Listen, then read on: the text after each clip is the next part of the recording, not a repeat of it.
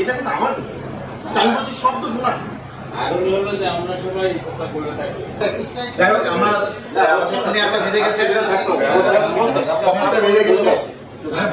আপনারা যোগাযোগ করাই দেবেন। আপনাদের প্রাইভেট সেক্টর কাজ করছে এই করে যদি আমরা স্যারের কাছে যেতে পারি আমাদের স্যারের বরিশালে যেহেতু আপনার অনুরোধ জানাচ্ছি স্যার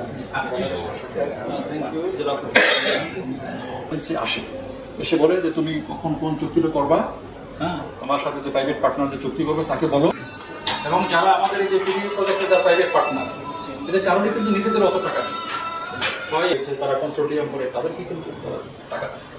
কারণ যখন দেখে যে এখানে রাষ্ট্রীয় গ্যারান্টি আছে এবং এখানে যাবেন না প্রাইভেট ইনভেস্টমেন্টের টাকাটা ঠিক আপনার ব্যক্তিগতের মতো কোনো কথা মূর্তিতে দিতে হবে প্রস্তাব সেটা না, যেখানে সরকারি জমি আনইউজড পড়ে আছে অথবা সরকারি যেমন আমাদের ডিরেক্টর করে আছে কি করে আছে জায়গা অনেক জায়গা বা লেন্ডিং এজেন্সিগুলো টাকা বিনিয়োগ করার জন্য গ্যারান্টি চায়।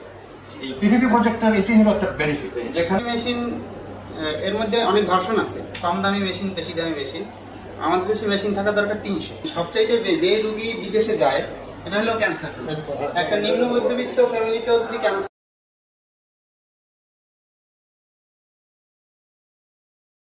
অনেকক্ষণ আলোচনা করেছি বাংলাদেশের প্রেক্ষাপটে পাবলিক প্রাইভেট পার্টনারশিপ তুলনামূলকভাবে একটি নতুন ধারণা রয়েছে। আমাদের এখানে অনেকগুলি বুঝে ঘাটতি রয়েছে বা আরেকটু বোঝার এখানে জায়গা রয়েছে। তো আমরা মনে করি যে একটি দেশ যদি সামনের দিকে এগিয়ে যেতে হয় শুধুমাত্র সরকারকে নির্ভর করে চলবে না, প্রাইভেট সেক্টরকে এগিয়ে আসতে হবে।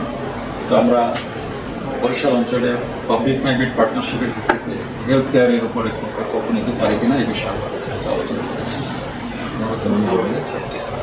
আমরা এখানে একাডেমি দেশের সামগ্রিক পার্সপেক্টিভে বিভিন্ন বিষয়ে আলোচনা করেছি, একমত হয়েছি, দ্বিমত পোষণ করেছি। সবই আমাদের জ্ঞানকে সমৃদ্ধ করেছে এবং আমাদের পারস্পরিক আস্থার ব্যাপারে ভূমিকা রাখবে। বিশেষ করে শেরেবাংলা মেডিকেল কলেজের ডিরেক্টর সিভিল প্রস্তাব দিয়েছেন, সেখান থেকে আশা করি একটা প্রকল্প আমরা সাকসেস করে নিয়ে আসতে পারি। সেটা এত দূর মানুষের ভূমিকা রাখবে। শুধুমাত্র হেলথ ডিপার্টমেন্টের আওতায় যে জমিগুলো বা স্ট্রাকচার রয়েছে সেখানেই যে হেলথ কেয়ার করা যাবে তাই না, অন্য ডিপার্টমেন্টের মালিকানাধীন যে আনইউজড প্রপার্টিগুলো রয়েছে সেখানেও কিন্তু হেলথ কেয়ারের প্রকল্প নেওয়া যাবে। যেমন আমাদের এরকমের দুটো প্রকল্প আমরা স্টাডিতে দিয়েছি এবং স্টাডি প্রায় শেষ করে চলে আসছে। সেটা একটা রেলওয়ে সম্পত্তিতে, একটা পাকশি রেলওয়ে সম্পত্তিতে আমরা একটা হসপিটাল করার জন্য কাজ করছি। আর একটা আপনার উত্তর অঞ্চলে সৈয়দপুর রেলওয়ে অনেক অবহেলিত জমি রয়েছে, সেখানেও একটা মেডিকেল কলেজ এবং হাসপাতাল করার জন্য স্টাডি রয়েছে। ইন অ্যাডিশন চিটাগাঙ্গেও রেলওয়ের জমিতে হসপিটাল করার জন্য স্টাডি করতে রয়েছে। তো আপনাদের মেডিকেল কলেজ বা স্বাস্থ্য বিভাগের আওতাধীন স্ট্রাকচার এবং প্রপার্টি ছাড়াও অন্যান্য ডিপার্টমেন্টে যদি থাকে সেটা জেলা প্রশাসকের আওতায় 1 নম্বর খাসখতিয়ান জমি হতে পারে অথবা অন্যান্য ডিপার্টমেন্টের জমি হতে পারে। যদি খালি করে থাকে খাস জমি হলে হবে, সেটা ইনিশিয়েটিভ নিতে হবে ওই জমির যে মালিক সেখান থেকে, অর্থাৎ জেলা প্রশাসক মহলের তরফ থেকে ইনিশিয়েটিভ নিতে হবে। পরবর্তীতে যখন এই প্রকল্প ফাংশনিংয়ে যাবে তখন জেলার সিভিল সার্জনের সাথে একটা এমইউ থাকবে, এটা একটু পরবর্তী বিষয়।